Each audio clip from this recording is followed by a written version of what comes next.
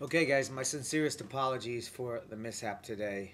Um, I just lost my mind as far as the time went. I thought 3 o'clock was 2 o'clock, and I don't know if it was because I was kind of excited about the material or if it's just my circadian rhythms anticipating spring and being thrown off by the violent changes in weather, but it just slipped my mind. So I'm in there in a diner eating my salad, sipping on my coffee and just taking my time thinking about the notes. And then I go into the cafe down on 11th Street and I see Jasmine, and she kind of looks at me like this ghost just had risen from the dead. And she's like, "Are you okay?" And I was kind of appalled, and I was like, felt like kind of had the urge to feel my face and see if there was like a gash on my head or something. But then I saw a lot of other people, and then I realized what time it was. So it just slipped my mind, and I apologize. So, in lieu of the discussion, being the good recovering Catholic that I am, I must do penance. Uh, so I'm going to hole myself up in this room on this sunny day and do a short series of videos. Very short, but hopefully about 20-25 minutes.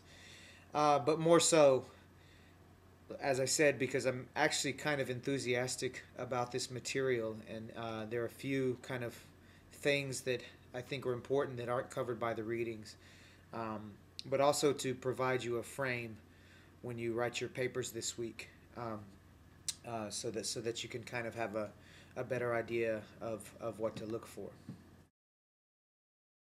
But first of all, to business. So you do have your paper, your short reaction paper on medieval aesthetics due next week.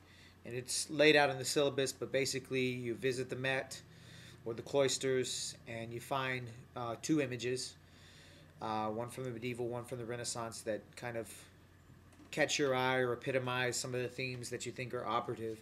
And then you're going to write a 200 word essay, very short, so that will be due next week. I would recommend going to the cloisters if you haven't done that already. It's one of those uh, wonderful gyms in Manhattan. When you get up there, you step out and it's like you're in another world. It's quiet, nice park, and then it's kind of an immersion into the medieval mind, which is you might not get in the hub of the Met, because it's kind of in a lot of ways schizophrenic. In one room, you're looking at Ottoman armor, and then got kids going all over the place. So I think the cloisters, if you get a chance, that might give you a better kind of feel for it. And it's a one that's going to be nice this weekend. Pack you a sandwich, bottle of wine, go up there with your beloved or a group of friends, and spend a few hours just getting lost and wandering around. So that will be due next week. The second order of business is the group project, which our class is uniquely doing, and your one-page proposal is due next week.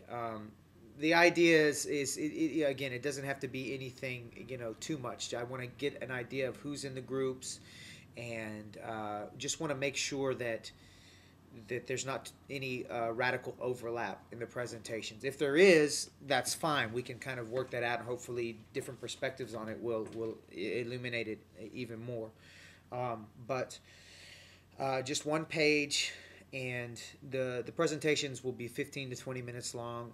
Nothing too much. And as I said in the email, less is more. Don't try to convolute your presentation with too much. Go deep into one or two things, and I think that'll be a lot more interesting for us all. There are a few people who are not in the groups, so please email me if you have not been assigned to a group, and I'll try to get you one, hopefully before next week, so you're not just added on to another group. But some of your groups may have an additional member, but we'll figure that out.